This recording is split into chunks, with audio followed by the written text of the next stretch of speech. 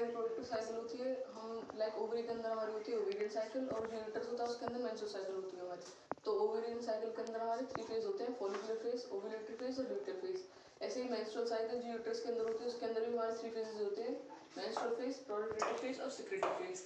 तो हम इस ग्राफ के थ्रू यहाँ पे देखेंगे कि क्या क्या होगा। लाइक हाइपोथैलेमस जो होता है हमारा ब्रेन के अंदर, लाइक यहाँ से हमारे रिलीज होते हैं गोनाडोट्रोपिन रिलीजिंग हार्मोन, वो हमारे स्टिमुलेट करते हैं anterior part of pituitary gland को।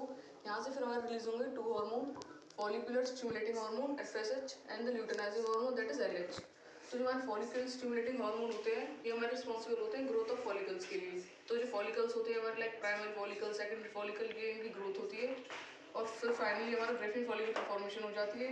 उसके बाद हमारे यहाँ से एस्ट्रोजन रिलीज होगा। एस्ट्रोजन का हमारा मेन फंक्शन यही होता है कि यूटेराइन एंडोमेट्रियम की प्रोलिफरेशन में हेल्प करता है हमारा। और जो LH होता है हमारा ल्यूटेनाइजिंग हार्मोन, ये हमारे ओव्यूलेशन के टाइम पे हमारे पीक पे होता है, और ये रिस्पॉन्सिबल होता है हमारे कॉकोस्ट्यूडियम की ग्रोथ के लिए।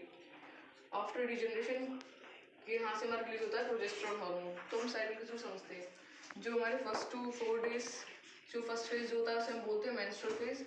मेंस्ट्रुअल फेज के टाइम पे होता क्या है, जो एस्ट्रोजन जो होता है हमारा पीक लेवल पे होता है, जो प्रोजेस्टेरॉन हार्मोन है हमारा लो लेवल पे होता है। तो यहाँ से हमारी जो यूट्राइन एंडोमेट्रियम होती है वो शेड होती है हमारी, सो ब्लीडिंग फेज बोलते हैं इसको हम। उसके बाद हमारा आता है प्रोलिफरेटिव फेज। प्रोलिफरेटिव फेज के टाइम पे क्या होता है कि जो हमारे गोनाडोट्रोपिन रिलीजिंग हार्मोन होते हैं हमारे LH और FSH, ये दोनों ही पीक लेवल पे होते हैं। यहाँ पे हमारी एस्ट्रोजन जो होता है हमारा पीक पे होता है। एस्ट्रोजन हमारा रिस्पॉन्सिबल होता है इसके लिए यूट्राइन एंडोमेट्रियम जो है उसकी फर्दर बाद में मतलब ग्रोथ के लिए। उसके बाद 14th डे पे हम देखते हैं जिसे हम बोलते हैं ओव्यूलेटरी फेज। ओव्यूलेशन होता है यहाँ पे। ओव्यूलेशन दैट होता क्या है कि ग्रेफिन फॉलिकल का रैप्चर होना। जब ग्रेफिन फॉलिकल रैप्चर होता है तो सेकेंडरी साइड जो होगा वो हमारा ब्लड कैविटी के अंदर रिलीज हो जाएगा। उसके बाद जो ल्यूटियल फेज हमारा ओवरी के अंदर होता है, और यूट्रस के उसको हम सिक्रेटरी फेज बोलते हैं। तो यहाँ पे होता क्या है कि जो प्रोजेस्टेरॉन हार्मोन होता है उसका पीक लेवल होता है। तो प्रोजेस्टेरॉन का फंक्शन हमारा मेनली यही होता है, ये हमारा प्रेगनेंसी ये हेल्पफुल होता है क्योंकि ये यूट्राइन एंडोमेट्रियम जो हमारी होती है लेयर उसको न्यूट्रिटिव बनाता है और इम्प्लांटेशन में हेल्प करता है। विदाउट प्रेगनेंसी प्रोजेस्टेरॉन हार्मोन जो होता है LH search, that means LH को इनहिबिट करेगा। अगर हमारा LH हार्मोन इनहिबिट होगा तो जो कॉर्पस ल्यूटियम जो होता है हमारा वो डिजेनरेट हो जाएगा। This is the anatomical position of the perineum. So perineum होता क्या है, it is the group of the soft tissues जिसके अंदर हमारी फैटी टिश्यू होती है और कुछ मसल्स होती हैं। तो हम बाउंड्रीज की बात करते हैं। Anteriorly it is bounded by the inferior muscle margin of the pubic symphysis, posteriorly there is the apex of the coccyx, और लेटरली हमारे स्केल ट्यूबर्स प्रेजेंट होते हैं। So it is the rhomboid in shape. नैरोसेंस में अगर हम बात करें तो होती क्या है, it is the space that is present in between the anterior margin of the anus and the posteriorly margin of the genital fascia.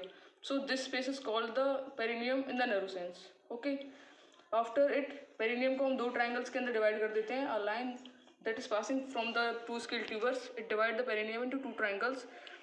The triangle that is present anterior superiorly, जो आगे की तरफ present है, that is the urogenital triangle, और पीछे की तरफ posteriorly हमारा present होता है pelvic triangle. तो urogenital triangle जो होता है हमारा urogenital diaphragm से बाउंडेड रहता है हमारा। pelvic triangle जो है हमारा anal triangle, इसके अंदर pelvic diaphragm होगा। तो जो यूरोजेनिटल डायफ्राग्राम है इसके अंदर हमारी सुपरफिशियल और कुछ डीप मसल्स होती हैं। तो सुपरफिशियल मसल्स हमारी 3 होती है मेनली इसके अंदर। सुपरफिशियल पेरिनियल ट्रांसवर्स मसल ये होती है हमारी, और उसके बाद हमारी होती है एक बल्बो स्पॉन्जियस मसल, एक होती है इश्चियो कैवर्नोसस। तो जो हमारी सुपरफिशियल ट्रांसवर्स पेरिनियल मसल है ये हमारी स्टार्ट होती है from the medial surface of the ischial tuber, और जाके हमारी इंसर्ट हो जाती है किसके अंदर, in the central tendon of the perineum.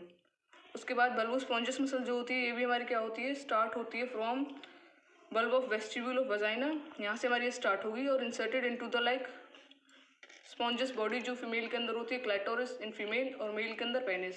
उसके बाद हम बात करते हैं इश्चियो कैवर्नोसस मसल जो होती है वो हमारी स्टार्ट होती है from the medial surface of the ischial tuber, और जाके इंसर्ट हो जाती है हमारी कहाँ पे, लाइक नोसस part of the clitoris in female and penis in male. Deep muscles जो होती हैं उसके अंदर क्या होती है हमारी डीप ट्रांसवर्स पेरिनियल मसल। तो ये हमारी सुपरफिशियल के नीचे हमारी deep transverse perineal muscle present होगी हमारी, और एक्सटर्नल यूरेथ्रल स्फिंक्टर यहाँ पे हमारा प्रेजेंट होगा, लाइक ये हमारी इन्वॉलंटरी मसल होती है।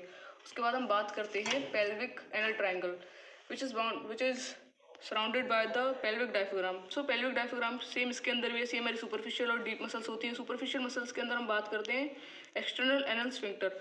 तो ये जो हमें मसल दिख रही है that is the external anal sphincter, जो कि हमारे एनस के सराउंड प्रेजेंट होती है हमारी, और ये एनस को एलिवेट करने में हेल्प करती है। उसके बाद हम बात करते हैं लेवेटर डीप मसल्स की। डीप मसल्स के अंदर हमारी आती है लेवेटर एनी मसल्स और कोकाइजियल मसल। लेवेटर एनी मसल हमारी ये है, इसके भी फर्दर 2 पार्ट्स होते हैं, इश्यो कोकाइजियल और प्यूबिक कोकाइजियल। सेम इनका ओरिजिनेशन नाम से ही है, इश्यो कोकाइजियल तो इश्यम से हमारी ओरिजिनेट होगी, प्यूबिक कोकाइजियल हमारी प्यूबिक से ओरिजिनेट होगी, और जस्ट दोनों की दोनों हमारी जाके इंसर्ट हो जाएंगी एनस के अंदर, और इन दोनों का काम होता है हमारा एनस को एलिवेट करना। उसके बाद जो हमारी कोकाइजियल मसल होती है वो हमारी ओरिजिनेट होती है फ्रॉम द कॉकेक्स, यहाँ से हमारी ओरिजिनेट होगी और इंसर्ट कर जाएगी हमारी पोस्टीरियर साइड में एनस के। हम बात करते हैं फेशिया। तो फेशिया क्या होती है हमारी? फेशिया एक थिन कनेक्टिव टिश्यू की कवरिंग होती है जो कि कवर करके रखती है हमारी मसल्स को।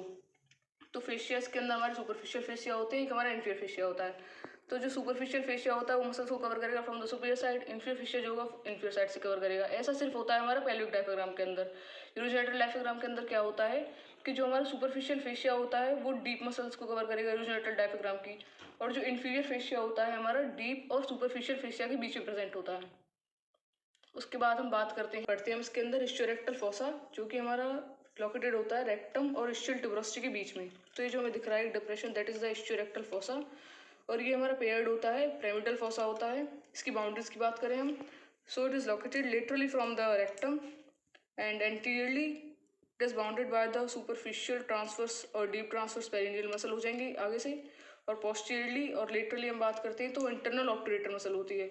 यहाँ से हम देख सकते हैं लाइक ये हमारा ऑब्टूरेटर फोरामेन है, तो यहाँ पे हमारी कहीं भी मसल भी प्रेजेंट होगी। और उसके बाद इस फोसा के अंदर होती क्या है, हमारी वेसल्स और नर्व्स वगैरह प्रेजेंट होती हैं इस फोसा के अंदर, और फैटी टिश्यू प्रेजेंट होती है हमारी।